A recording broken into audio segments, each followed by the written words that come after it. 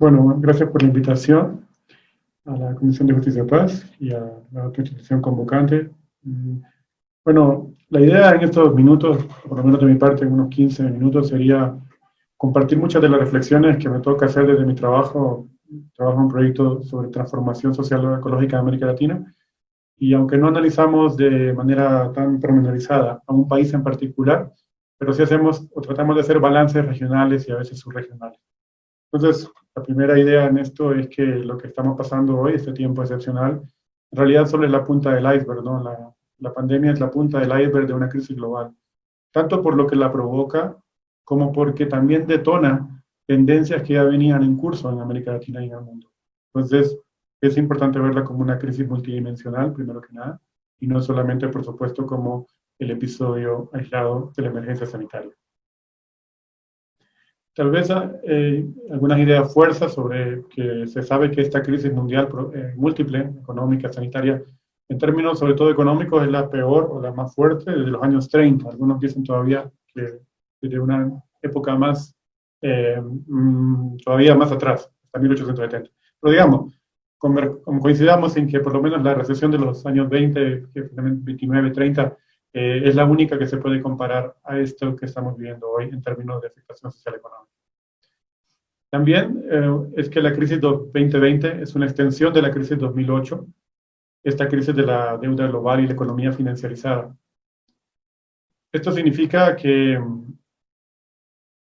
aunque lo detone un virus, una pandemia provocada por la transgresión de los límites biofísicos del planeta, ¿no? Por diferentes razones, en realidad los síntomas, los indicadores de la economía y de la sociedad mundial, sobre todo de la sociedad médica en parte de Asia, en Europa, mostraba ya un declive importante. Si hablamos en términos económicos, ya había una desaceleración importante para el mundo desde 2017, en América Latina desde 2014, y la crisis de 2008, en realidad, en vez de ser aprovechada, la crisis financiera de 2008, en vez de ser utilizada para mejorar la arquitectura financiera mundial, sirvió más bien para garantizar el flujo de recursos frescos, sin costo alguno para las grandes empresas y para el sistema financiero, para poder hacer un salvataje de estas grandes empresas y de estos sistemas financieros, y no tanto para introducirlo en la economía real, en la economía de la producción, en la economía del trabajo que la gente vive cada día en el mundo. Entonces, en ese sentido, es una extensión de esta crisis. Por otra parte, América Latina vive una vulnerabilidad estructural, como sabemos, ¿no? En muchos aspectos, en este caso, pues, comercial, financiero, monetario, pero por supuesto que la problemática estructural de la región, por supuesto, es muy amplia, pero si uno pudiera también caracterizarla, diríamos que es la pobreza, pero sobre todo la desigualdad, ¿no? Al saber que es la región más desigual del mundo en términos de ingresos. Y tiene un sistema económico basado en la competitividad espuria, es decir, en las ventajas que no se basan en la complejidad tecnológica, en la agregación de valor, sino que se basan en su posición geográfica, en los costos laborales bajos, con poca protección social, en tributaciones para la inversión extranjera muy baja, ¿verdad? Para vender esto como un aprovechar para toda esta inversión. Y esto se llama competitividad espuria, y también la ubicación geográfica, ¿no? Que se tiene, sobre todo en algunos países que están más cerca del centro mercado, el tema de los dos océanos, etcétera. Países que tienen varios países centroamericanos, por ejemplo México, Colombia, que tienen esta ubicación con otros océanos. Y la otra característica es la desintegración regional, es decir, los avances en la integración son más discursivos que reales. Hay, por supuesto, iniciativas, medidas en diferentes épocas, que uno podría decir que sí hemos tenido algunos logros importantes, pero en general prevalece una imagen discursiva de la integración más que real, ¿no? Contrario, por ejemplo, a la Unión Europea, que con todo lo que uno puede criticar, es un sistema de integración que funciona hasta cierto punto, ¿sí? Funciona a veces mejor para ciertos países, pero tiene un sistema y funciona. Eso de América Latina es muy débil, ¿no? Y la otra característica de América Latina es los estados capturados, débiles, pero sobre todo capturados, ¿no? Ya sea por intereses internacionales, ¿ya? De organismos multilaterales, de empresas transnacionales, pero también de las propias élites locales, élites nacionales que, contrario a otros países, no buscaron un proyecto de integración nacional o regional, sino que privilegiaron rentas. Distinto la renta a la productividad. Si uno tiene renta, es simplemente lo que tengo en el banco, la especulación inmobiliaria, la especulación con el extractivismo, etc. Pero el sistema de la economía real ha sido poco privilegiado, en todo caso monopolizado, pero no privilegiado como una forma de generar consumo interno, más clases medias, ¿verdad? Mercados internos amplios, mejorar la capacidad de integración de las pequeñas y medianas empresas. Eso no ha sido exactamente el interés en general de las élites en América Latina. También América Latina hoy está menos preparada que durante la crisis de 2008, la crisis financiera de 2008. ¿Por qué? En ese momento había un cierto boom económico, ¿verdad?, previo a esa crisis. Y América Latina tenía más reservas internacionales, tenía un buen precio de sus exportaciones, aunque fueran de materias primas. Los niveles de deuda no superaban el 30% del PIB por promedio, ahora andan en el 62% mínimo antes de la crisis de la pandemia, o sea, en febrero de 2020.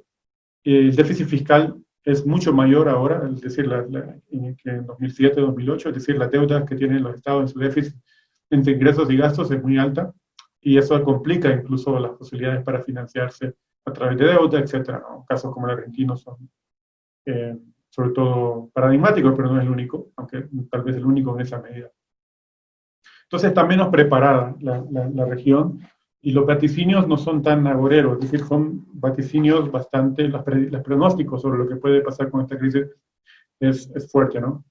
Sabemos que hoy en el mundo hay aproximadamente 20 millones de casos de COVID, de los cuales el 30%, casi cerca, un poquito menos que el 30%, 29% se concentra en América Latina, considerada el epicentro ahora de la pandemia, por muchas razones que podemos ahondar después en el conversatorio, pero imagino que ustedes las intuyen.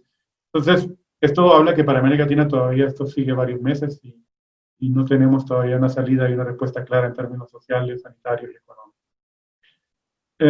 América Latina se prevé que la pobreza, que ahora actualmente es de 31%, según indicadores, por ejemplo, de la CEPAL, puede aumentar fácilmente ahora a 37%. La CEPAL ha estado reactualizando las estadísticas de pobreza que podrían haber en 2020 y ahora ya está manejando que podría ser el 37%, o sea, aumentar 6 puntos porcentuales de 31 a 37. Esto implicaría sumar más o menos 40 millones más de pobres en América Latina. O sea, llegar a tener en 2020 225 millones de pobres en total a través de ese indicador. Estaría aumentando el desempleo mínimo en 4 puntos porcentuales, lo que significaría más o menos de 12 millones de desempleados permanentes. Sin embargo, en términos de empleos, aunque no se puede tener todavía la certeza si son perdidos totalmente o no, ya la región ha perdido, por la crisis de este segundo y tercer trimestre del año, 55 millones de empleos en América Latina. En el mundo se considera que se han perdido, ya sea que vaya a ser en forma permanente o total, 400 millones de empleos. Entonces nos habla de la magnitud de esta crisis. Entonces, sí, está menos preparada la región y hay que ver entonces qué tipo de respuestas se van a ir buscando. Por eso es importante un tablero de evaluación de los planes de recuperación que los distintos países en mayor o menor medida han desplegado. Cuánto significa en términos de recursos, cómo, de dónde se obtiene, para qué y para quién. Eso es importante, porque a veces por las presiones de los intereses de grupos de poder es irrisorio que en países como en Chile o en Perú, pero no solamente, y en Brasil, hay fuerte presión para que parte de los ingresos que el Estado, del dinero que el Estado va a utilizar para financiar la recuperación, tanto en la contención sanitaria, pero en recuperación económica, estarían en algunos casos destinados también a las grandes empresas. Y a veces sin condicionalidad. Cuando tenemos un universo de más del 80-90% de las empresas de América Latina son MIPYMES. Entonces, la pregunta es, ¿por qué se va a ayudar más a unas que a otras? ¿O de qué depende de esto? Es una importante pregunta sobre el poder. Tenemos entonces varias opciones para salir de la crisis. Una en forma de puro corto plazo, que sería superar la emergencia, que es tratar de aumentar las pruebas de COVID, que es tratar de dar las ayudas de emergencia que se han estado dando, y no más. Y de ahí volver a la normalidad anterior, ¿no? Y eso pues sería desperdiciar esta oportunidad, que además nos va a dejar algunas cicatrices de las cuales se tardarán seguramente varios años de recuperación. Por otra parte, entonces tenemos opciones alternativas para superar la crisis en un horizonte de transformación, y esto significa ya cambios más estructurales, graduales algunos tal vez, pero estructurales, de largo plazo, con una mirada a largo plazo. Y la lectura de América Latina de lo que ha estado pasando en los últimos meses es que realmente muy poco o casi nada se está utilizando para aprovechar esta coyuntura para un giro de timón amplio en favor de una transformación social. No es necesariamente lo que estamos viendo. Se debate todo entre una emergencia y a la vez subrepticiamente proteger a los mismos intereses de siempre. Sin embargo, se ha dicho para América Latina y para muchos países que en los tiempos de crisis es cuando pueden salir las medidas más intensadas, eso es cierto, eh, ya sea para bien o para mal. De nosotros depende, la ciudadanía depende, de que se mueva para las opciones intensadas, pero en beneficio de la mayoría, y no de unos cuantos. No voy a poder detenerme mucho en esto, pero si hablamos de que realmente en América Latina y en el mundo hay una disputa por la nueva normalidad, ¿sí? O por la normalidad, se pueden esbozar muchos escenarios, algunos se cruzan, pero solo para establecer un criterio indicativo. Si habláramos de 4 escenarios básicos, uno de ellos tendría que ser entonces la puja por el retorno a la vieja normalidad. Es decir, como que no ha pasado nada y cuando pase la emergencia sanitaria volver a lo mismo de antes, ¿no? A la presión sobre los recursos naturales, a la movilidad basada en combustibles fósiles, al desempleo, a lo mejor dicho, al empleo precario, economía informal, y etcétera. Todo lo que sabemos, hablando por lo menos de América Latina, ¿no? Y claro, hay muchas personas o grupos de poder que quisieran aspirar a esta vieja normalidad.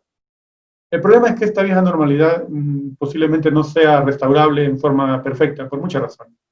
Hablando en términos económicos, por ejemplo, este gran movimiento de las cadenas de valores de valor global, esto de que el comercio se fragmentó productivamente en los países, aunque se concentró económicamente en las grandes tradicionales, va a tener cambios, porque las empresas querrán protegerse de cuando falla en un país la cadena de suministro, tenerlo más cerca de sus países, por eso se habla de buscar regionalización, bloques, reducir el peso de China como gran manufactura mundial, etcétera, ¿no? Entonces, hay cosas que van a cambiar.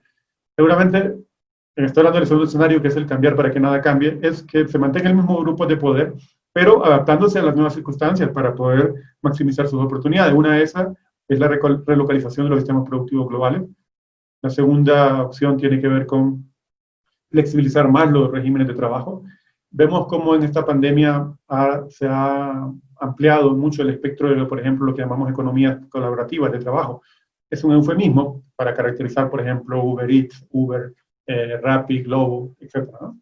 Y bien, si bien es cierto que esto genera empleo de entrega, delivery, y que genera empleos para personas que no lo tenían en otro momento, tal vez, pero bajo una precariedad muy fuerte, que ya ustedes sabrán, y si no podemos comentar, toda la precariedad que significa este tipo de empleo, ¿no?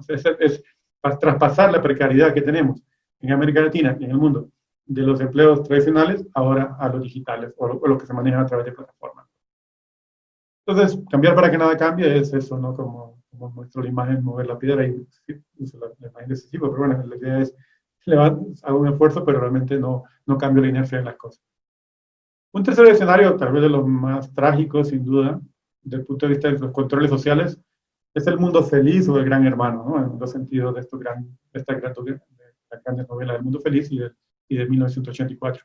Es que hemos visto una tendencia que con la tecnología y la necesidad de medidas de excepción, los gobiernos han aplicado medidas, junto con las grandes empresas que pueden manejar todo lo de la Big Data y todo eso, medidas de control que si se mantuvieran, fueran permanentes, reforzarían una tendencia a una menor autonomía, una menor libertad personal, ya sea bajo gobiernos directamente autoritarios o bajo gobiernos con máscara democrática, pero con un gran control de los datos personales. Entonces, ese es un escenario también peligroso. Y otro, pues, sería una transformación integral que entendiera que la justicia social es igual, tiene que ser con justicia ambiental. El planeta tiene recursos limitados, que las grandes movilizaciones que hace el comercio mundial en beneficio de la acumulación de las grandes empresas y de cierto consumo de algunos estratos sociales no es sostenible y que tenemos que ser más autosuficientes y cambiar muchas reglas y principios sobre cómo hacemos la ocupación del territorio y cómo hacemos economía y cómo concebimos el papel del Estado. Entonces, digamos, podríamos ahondar mucho en estos 4 escenarios, pero solo una provocación.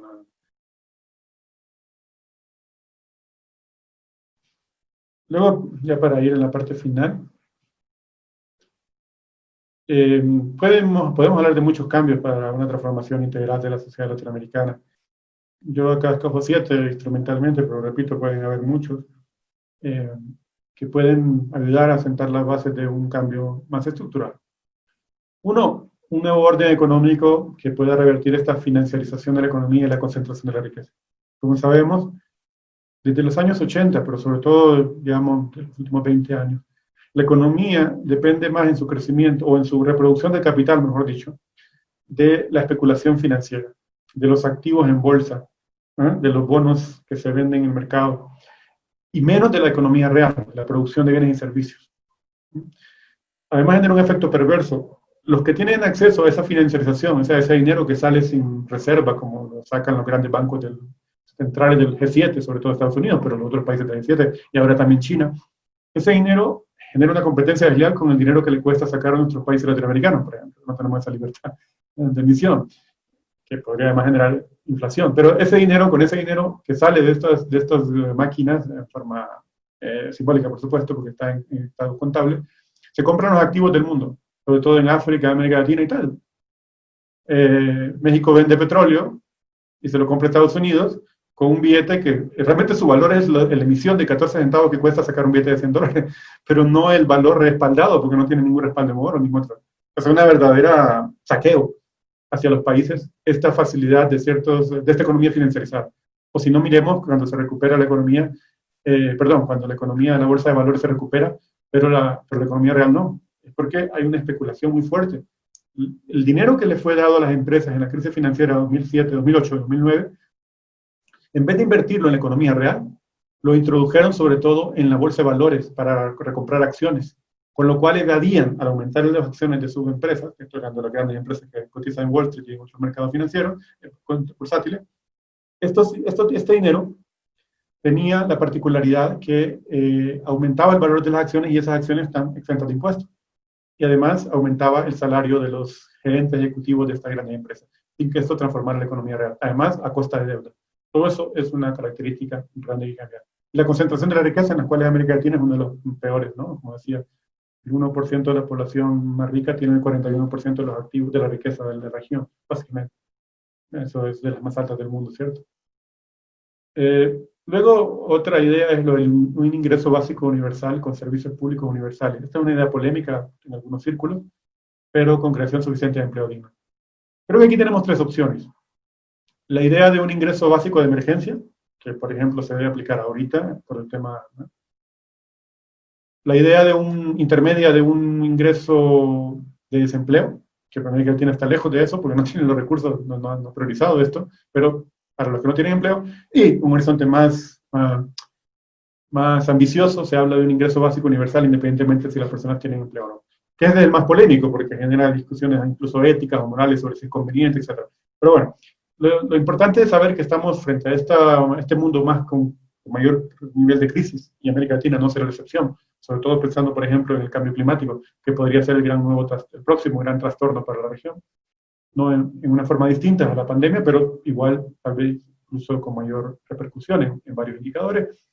Hay que pensar en estos ingresos básicos, sí, por lo menos en de emergencia, como lo aplicó Chile recién, como lo estuvo aplicando, lo aprobó Francia, pero España recién, y en otros países latinoamericanos también, de una otra manera. En Argentina se aplicó también un ingreso básico familiar de emergencia, etc. Entonces, aquí hay que pensar, esto es importante porque la pregunta es ¿para quién, por qué y cómo se va a financiar? ¿Y qué efectos va a tener? Porque una de las críticas que se hace es, esto va a generar que la gente no quiera trabajar. Bueno, eso es una discusión importante, no lo vamos a discutir, pero eso, sobre todo para un ingreso básico universal permanente, ahí hay que ver cómo se puede minimizar estos sesgos de que puedan provocar comportamientos que tal vez no serían tan deseables para la sociedad, pero que su beneficio podría ser mayor y que es mejor corregir las imperfecciones que no pensar en la medida. La tercera es la transformación de la economía de la ocupación del territorio para revertir la violencia hacia la naturaleza, es decir, en el caso de América Latina, casi todos los países, aún los que tienen un nivel de industrialización mayor, tienen un fuerte peso de las actividades primarias, de las actividades de los negocios de exportación, mineras, extractivas de petróleo, hidrocarburos en general, y bueno, forestal, etcétera, recursos pesqueros. Entonces, esto no es una ecuación insostenible, genera poco empleo, enriquece mucho a unos pocos, aunque el PIB a veces parezca que se eleva cuando muestra indicadores de crecimiento, cuando hay bonanza, pero genera poca reducción de la desigualdad y poco empleo de calidad. Entonces hay que cambiar esta forma de la economía, una economía que privilegie la autosuficiencia, un poco mayor autosuficiencia, que no significa cerrarse al mundo, ¿no? No significa no tener contacto con el mundo, pero priorizar, que los países tienen que primero pensar en su alimento, cómo producir esos alimentos. No puede ser que por producir soja de exportación para hacer forraje o aceite se descuide de la seguridad alimentaria. Debe haber un equilibrio más dinámico y más virtuoso. Y lo mismo con la ocupación del territorio. América Latina es la región más urbanizada del mundo. 80% de urbanización más o menos. Claro, una urbanización totalmente segregada, segregacionista, desintegrada, precaria. Pero finalmente tenemos grandes conglomerados urbanos. Esto influye, es una de las razones para explicar el impacto de la pandemia en la región. Hay otros, ¿verdad? Entonces esto tiene que ser revertido, ¿no? Porque no es sostenible de ninguna manera. No voy a ahondar por el tiempo ahí más, pero solo dejo la provocación. La revalorización de los trabajos del cuidado como parte esencial de la reproducción de la vida. Bueno, a veces los empleos que son más trascendentes para generar vida, para reproducir la vida, son los más denigrados por esta sociedad. Entonces, el trabajo del cuidado de las personas, de los niños, de las personas enfermas, de las personas ancianas, el trabajo de salud, las personas que ejercen las labores de salud, de limpieza y otras funciones, normalmente son los que tienen los salarios más bajos. Y en esta crisis mostraron su valor. Eso debería servir para replantearnos un poco. La productividad con la que estamos analizando la remuneración, ahí seguramente hay un sesgo de una lógica puramente de mercado y que no considera otros criterios. Esto es una parte importante y frente a futuras crisis será mucho más importante, sobre todo también pensando que no solo pensamos en cuidado de las personas también, sino de la naturaleza. Debería haber un área de trabajo muy fuerte, muy inducida, muy estimulada en el cuidado de la naturaleza. Para América Latina esto es fundamental por su riesgo ante el cambio climático y su pérdida creciente de biodiversidad. Una mayor autosuficiencia de los territorios ante emergencias que alteran la provisión de bienes y servicios va ligado con lo anterior de la economía y con circuitos relativamente más cortos, más integrados, con más cadenas de valor regionales, subregionales y entre países, ¿no? Hay un dato triste, ¿no? Por ejemplo, para México. Para que México crezca un punto del PIB, tendría que crecer, para ese punto creciente del PIB tiene que significar 4% de aumento de las importaciones. ¿Por qué lo menciono? Porque no es que sea malo importar, exportar, es una relación importante de un mundo libre, sí, pero cuando está desequilibrado como lo tenemos en nuestros países, significa que si yo tengo que aumentar un 4% 4 puntos porcentuales las importaciones para crecer un punto en el PIB, significa que tengo que sacrificar mi propia producción para estar importando muchos bienes o insumos extranjeros. Eso va a afectar el mercado interno y va a afectar la creación de empleo interno. Porque la actividad comercial que puede generarse por esa importación no sustituye lo que es una cadena productiva más amplia de bienes que se puedan producir también en los países. Luego está también lo de la reflexividad sobre la agenda científico-tecnológica y su aplicación en la sociedad. Ahorita lo hemos visto, ¿no?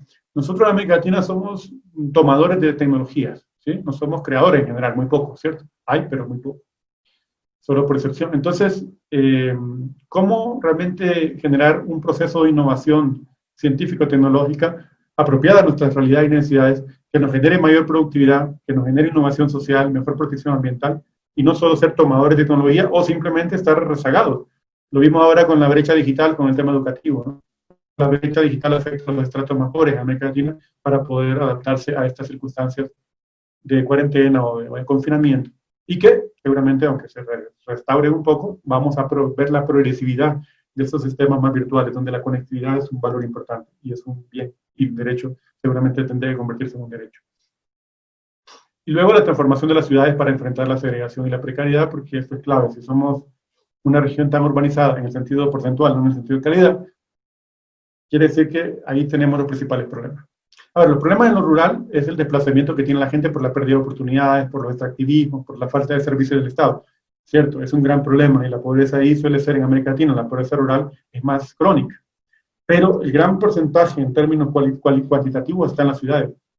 Y esto no solo es por la pobreza y la desigualdad y la segregación que se genera en las ciudades, es porque son ciudades tan insostenibles que generan un consumo de energía y de bienes y de servicios que ponen en precario la posibilidad incluso de proteger los ecosistemas, ya sea por los bienes que exportamos hacia los centros urbanos mundiales o por los propios nuestros que nuestras ciudades consumen. Entonces ahí tiene que haber un cambio importante. En términos de la pandemia significa, por ejemplo, mejorar la movilidad. Creo que los que vivimos en Quito, imagino que la mayoría de los participantes, al menos yo lo veo con grandes buenos ojos. las políticas, ojalá no puntuales, sino ojalá sostenibles, de ampliar, por ejemplo, las ciclovías, ¿no? Por ejemplo, eso me parece importante, de haber mantenido los precios del transporte público. O sea, cosas como esas, más allá de que tengan sus bemoles, nos hablan de una preocupación por la movilidad. Bueno, eso no se da en todos los países, no se da en toda América Latina, y es una urgencia mejorar la movilidad, ¿no? Y ojalá con energías limpias, pero también más pública y a un precio que sea razonable para la población. Pero también el hábitat, la vivienda, es decir, uno de los problemas, uno tiene que normalizar las ciudades como las ve, cree que son así, pero las ciudades y todo, responde a un orden de cosas. Entonces, ¿qué pasa con nuestras ciudades? La especulación inmobiliaria determina mucho dónde van a estar ubicados los asentamientos humanos.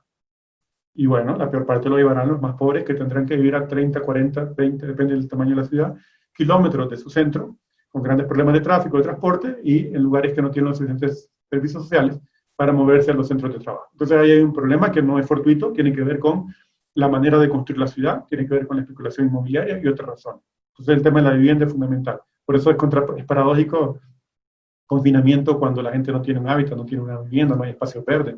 Bueno, genera otro tipo de problemas, ¿cierto? Aparte de que es necesario sí el confinamiento, pero genera otro tipo de problemas.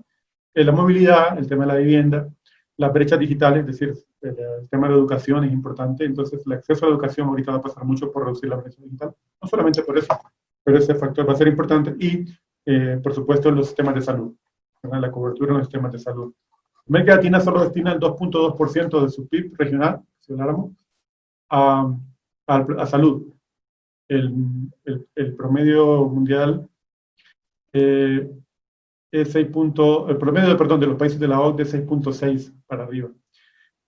Es decir, estamos muy rezagados, solo Uruguay, Costa Rica se acercan a esos promedios, Cuba, y los demás países están por abajo, y eso se va a manifestar en la falta de camas, en la falta de personal de salud, en la falta de UCIs, ¿no? Unidad de cuidados intensivos, etc. Entonces, ahí tenemos un problema importante, ya no me da tiempo porque tenía otras cosas que decir sobre los desafíos, pero tal vez a través de las preguntas los puedo sacar. Pero veamos que, en conclusión, 30 segundos, América Latina ya venía en una situación difícil desde 2014 en términos económicos y reconociendo algunos indicadores sociales. Tiene unos problemas estructurales que no tienen que ver más con que una década, tiene que ver con décadas, con siglos, y que el COVID detona. El COVID es como un reactivo que pone en claro esos problemas estructurales aparte de sus propios problemas que tienen. Y que las soluciones van a estar muy pensadas desde el statu quo a mantener lo que ha pasado, con unas ciertas adaptaciones, cuando hoy lo que ocupamos es una oportunidad para prepararnos mejor, para darle un nuevo rumbo a esta región, pero sobre todo para prepararnos para lo que se avisa ya. Los nuevos eventos catastróficos, que no por ser apocalípticos, simplemente que están anunciados. El primero de ellos tiene que ver con las repercusiones del cambio climático, pero hay otros también. Entonces, esta urgente necesidad de aprovechar esta coyuntura para darle un nuevo rumbo a la región, que no será automática, requerirá realmente una gran influencia en los gobiernos, en la sociedad civil, en los diferentes sectores sociales, para que tengamos, por lo menos más allá de nuestras diferencias, tengamos claros algunas prioridades que son fundamentales en este momento, en este siglo XXI. Ahí lo dejo, Sara.